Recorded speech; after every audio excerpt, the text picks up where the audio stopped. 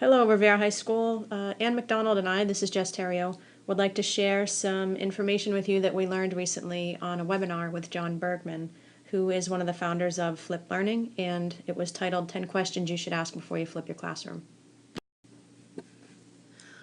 A few of the things Jon shared with us were websites. One of them was learning.org. Okay, that lets you connect with other educators using Flip Lessons and offers videos. Adobe Presenter 9, he highly recommended for making and creating videos. He brought up the idea of whether it was okay to create or to curate videos. When you're just starting out, it's perfectly fine to curate videos, to grab them from anyone on the web and use those instead of making your own. Some ideas would be Khan Academy and TED Ed. One of the main points he had, though, was to keep videos that you create on your own short. No more than 15 minutes in length, 1.5 minutes per grade level. One of the things Jon Bergman said is that audio quality is key. Also, use less text and more pictures. Be sure to annotate, use video clips. Students love picture-in-picture of their teacher. They love to see you. Places to post your videos are TeacherTube, YouTube, Dropbox, Vimeo. We have heard that that's blocked at RHS, so don't spend the money on it unless you check it first. And also Google Drive. One of the things that we heard from the technology department is to have students watch their videos after school, because if everyone in the school watches a YouTube video at the same time, the server could crash. So keep that in mind. Well, one big question I had was, how do I know that the kids watched the video? Well, you can go low tech on this. I usually check their notes at the beginning of class. They lose points if they don't watch it, and they have to sit in the back of the room and watch it in class. Okay, there's also a place on Google where you can check online and have them answer questions, and they'll dump the information into a spreadsheet. I'm not quite sure how that works, but I do know there are people in the academy that are using that now. Another thing that he recommended was a WSQ approach. So the students watch the videos, they summarize the video, and they come to class with a question to ask the teacher. I haven't tried this approach myself yet, but he highly recommended it. Jon Bergman also stressed that you need to teach intentional watching of videos. You need to teach students how to watch, because it's not like watching a movie. They have to interact with what they are watching and take notes, pause, do something, and then watch some more. A good method to teach this is to have all students in the class watch a video together. Select one student to control the pace, and then sit back and watch what happens. Others will get aggravated and say, "You're going too fast, you're going too slow, pause, you're too fast, wait."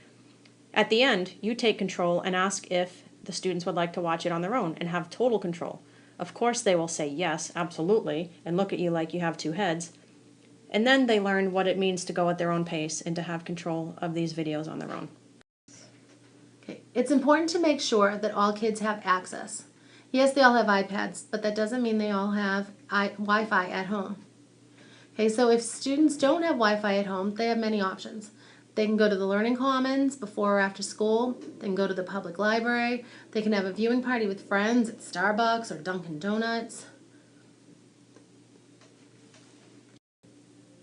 If they don't have access before they leave school, they can download the information they need, work on it at home without Wi-Fi necessary, and then come back to school and they upload it then. School will definitely change due to flipped learning. Those who struggle most will be the ones that did the best in the past. So basically, for the students that have always done well, you just broke the game of school for them. You've changed the rules and they can't just get by anymore. Something else you may hear is, "My teacher's not teaching."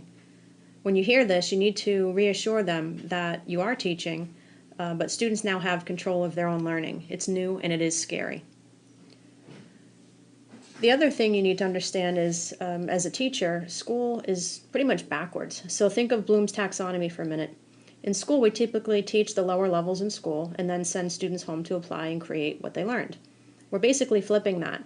So now the students will do the lower order at home when they don't need you, and then when they get to school, you'll work on the higher order in Bloom's taxonomy with your students. So if you're new to this, ease your way in with baby steps. Maybe flip one lesson a month. Maybe flip one section of one lesson a month. Definitely use others' videos to start. You could also check out TED Ed. It's capital T, E-D, and then a small E-D. He has great videos on there, and you can steal, borrow, create, add, whatever you want. It's a great place to start. Pearson Envisions also has a tech element called visual learning, and we've also heard that you can use slidetalk.net to do voiceover to your PowerPoints. Students aren't the only ones that may question our new approach. Parents will too. They may say, that's not the way I'm learning. Why aren't you teaching my child? One way you might want to handle this is by creating a video on flipped learning and send it home with your students before parent-teacher night. That might answer any questions they might have in advance.